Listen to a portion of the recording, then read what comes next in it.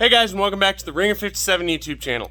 Today, we're going to start into a project. It's going to take me about 2-3 weeks, depending on if everything's here. So, this is what a friend of mine, and a very, very good peer in the industry, someone who's been around Busas from the beginning, Motorhead Dennis, would call a Box-O-Busa.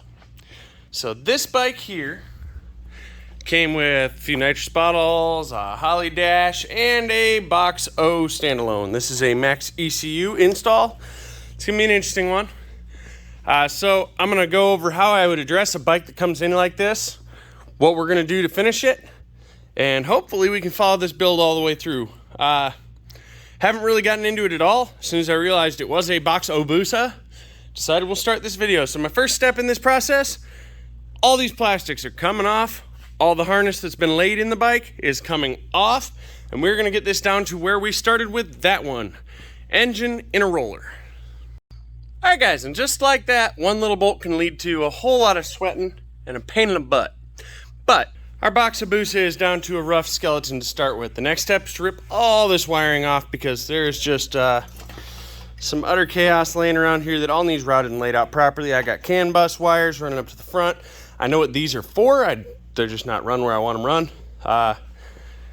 Just gonna be easiest and most time efficient for me to just pop everything off of this, shit like this, and start over. It won't take me but 20 minutes to have this thing down to nothingness. Once I get it all the way down to a bare setup, we'll start out with the harness laid out on the floor next to it and figure out our routings, the way this harness is designed to run on this bike. And we're back. So let's see where we're at.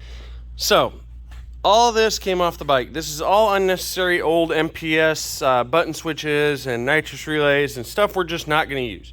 The Max will control all of that. We got our main Max harness for a Gen 2 Hayabusa with the igniter. Everything's here where it should be. That's good news. Not hacked, not chopped, nothing. We have a Holly dash harness that I'm going to have to set up to communicate with CAN bus with the Max. I have an inputs harness, controls. I have an outputs harness. So there you go. There you got your outputs, inputs, outputs, controls, and your injector sub harness for this particular bike. Now he does have a nice Penske shock. He's got an undertail that's kind of halfway in here. But here's my concern.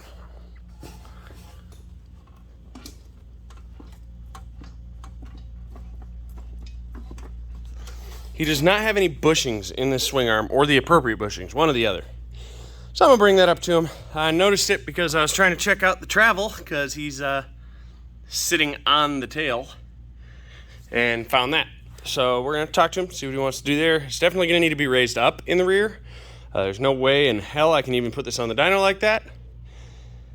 But we're gonna start from scratch. We're gonna get that sorted out, see what he wants to do, and then go ahead and start laying harness out. We'll start in the rear and start pulling harnesses forward one by one, getting them laid in an appropriate routing to where they belong. And I'll update you as we go along. But for now, this is the introduction to where I start with a Box-O-Busa. Last video, we took our Box-O-Busa and we pulled it down to a rolling chassis with an engine in it. We examined everything, inspected everything, and we located some issues that we've addressed with the customer. So we're gonna go over those quick, and we're gonna go on to what we're gonna do next. So, after sitting down and discussing the issues with the customer, he had no clearance from the subframe because this was installed improperly. He had drilled additional holes in the Tiger Racing tail to be able to utilize the factory subframe extension, I'd call it. It's a support for the factory undertail. You do not utilize that with a Tiger Racing tail. You run it up over top of the factory subframe and then down and bolt in the bottom. Always Loctite these bolts, they like to come loose. Then you go ahead and bolt your hump latch on top of it. So we've gone ahead and fixed that clearance issue. He went from about 1/2 inch to, call it 7 inches-ish. He should have plenty of free travel. Now the other issue we have is there is no bushings in this swing arm, or they are the incorrect bushings is his understanding. So we're gonna go ahead and we're gonna pick the ass end of this up, back end, sorry, shouldn't have sworn, I did. And we're gonna go ahead and pull this swing arm off and measure the bushings that are in it. We're gonna go ahead and press those bushings out, measure the ID of the swing arm and the OD of the pivot shaft. And we're going to go ahead and probably get some bushings turned if we can't find some pre-manufactured. This bike came to us after sitting for 3 years with no oil in it. I did go ahead and pull the crankshaft access cover off, and it does bar over smoothly. We're going to go ahead and put some oil in it. He was told it was built for nitrous. He paid an individual, another local business, to build this for nitrous. So $2,300 spent on that. I'm going to expect to see some good 60 or 65 pound valve springs in here. I'm going to expect to see head studs in here, and probably not for $2,300, but I'm going to check some rods. The odds of it having rods for $2,300 is slim. The labor seems a little steep. Labor and parts seems a little more than steep for doing just studs and springs, which he believes that's what was done. I'm going to hope that I see some intake cams in here and maybe some other small modifications. It does have a Box-full exhaust. He says it's jetted 80 right now. I'm going to go ahead and check that. Probably start on the dyno with a 60 and then step it up from there. If I do see studs, I'm going to expect to see springs. If I see springs, I'm going to say it's good to go all the way up to 80 or 100 if you'd like.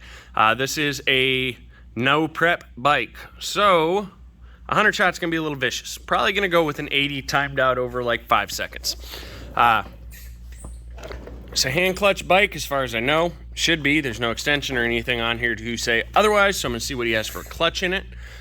He said basically make him a nasty street bike out of this.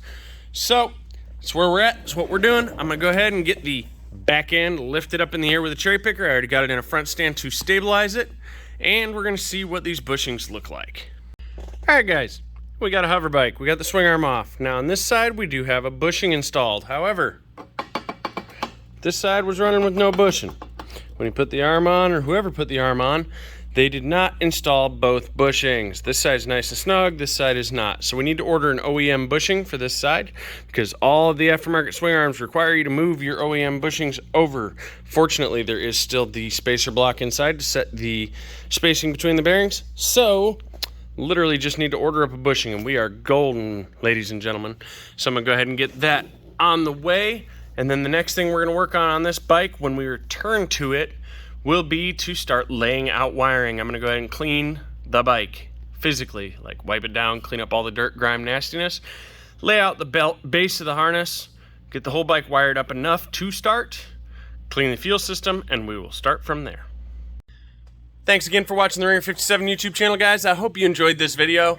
I'm working real hard to try and sneak them in here where I can, give you some tech tips, answer any questions you guys got. I know I've had some comments here lately that I'm showing too much wrenching and not enough explaining, so I thought I'd do some explanation of what I do in my processes and what we do here. This bike is basically a bottom-up put together. I'm going to consider it a rolling chassis with a motor, and from there I'm going to start and build the whole thing from the bottom. Basically the same thing I did with 100 Proof back there.